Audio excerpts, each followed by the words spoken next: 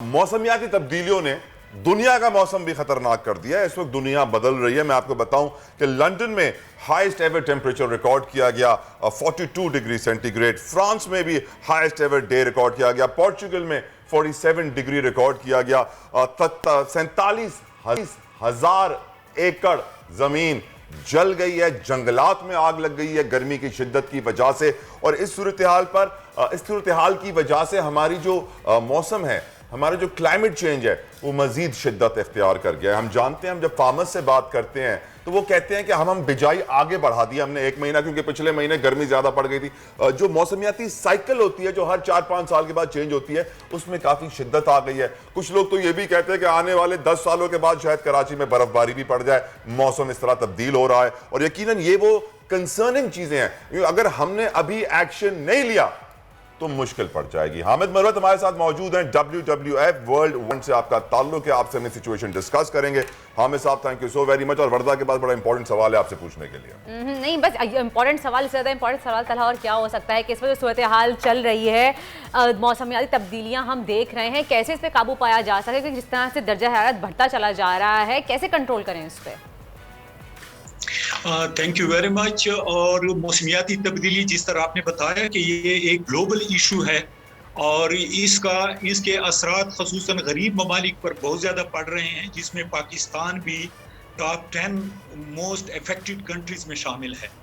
तो आपने जिस तरह पहले जिक्र किया कि लंदन में बहुत हाई टेम्परेचर रिकॉर्ड किया गया, फ्रांस, पुर्तगाल, स्पेन और वेस्टर्न यूरोप में इस वक्त जो हीट वेव आई हुई है, ये सब क्लाइमेट चेंज की वजह से हो रही है। और कोई 2000 लोग पिछले एक हफ्ते में मौत के आगोश में चले गए ड्यू टू क्लाइमेट चेंज। और इसी तरह इसके अलाइड और भी हमारी सेहत पर, हमारे फसलों पर, हमारे जिंदगी, हमारे सेहत बहुत ज्यादा इसके असरात पड़ रहे हैं। तो क्लाइमेट चेंज तो एक ग्लोबल इशू है, जिसकी वजह से इकोनॉमिक इशू बढ़ रहे हैं। और जब आपके इकोनॉमिक इशू बढ़ते हैं, फूड सिक्योरिटी के इशू बढ़ते हैं, तो ऑटोमेटिकली इवन आपकी सिक्योरिटी और एग्जिस्टेंस को भी खतरा लाहक हो जाता है।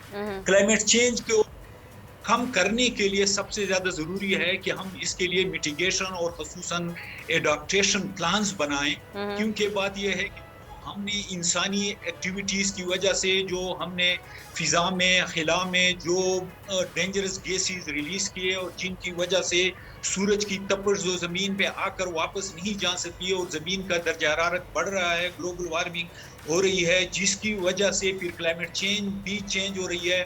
और जो पहले मुख्तलिफ सीवियर या ऐसे हालात पैदा होते थे, वो कोई 5, 10, 15 या 20 सालों के बाद रिपीट होते थे। अब वो साइकिल बहुत रिड्यूस्ड हो गया है। और हम देख रहे हैं कि साल साल ऑलमोस्ट एवरी ईयर हमारे पास ऐसे एक्सट्रीम इवेंट्स होते हैं। कभी फ्लड्स आ रहे हैं, कभी ड्राउट हो रहा है, कभी टेम्परेचर बहुत ज्यादा हाई हो जाता है, जंगलात में आग लग जाती है, जंगलात में आग लग जाती है। हमारे फसलों, खसूसन जो क्लाइमेट चेंज की वजह से हमारी गर्मी का सीजन बहुत बढ़ गया है, लंबा हो गया है, और सर्दी का सीजन बहुत रिड्यूस्ड हो गया है, जिसकी वजह से टेम्परेचर रिजीम जो चेंज हो गया, उसकी वजह से हमारे फसलों की मतलब है वाटर स्ट्रेस बहुत बढ़ गया है, वाटर डिमांड बहुत बढ़ गया है, जिसकी वजह से और प्रोडक्टिविटी बहुत रिड्यूस्ड हो गई है।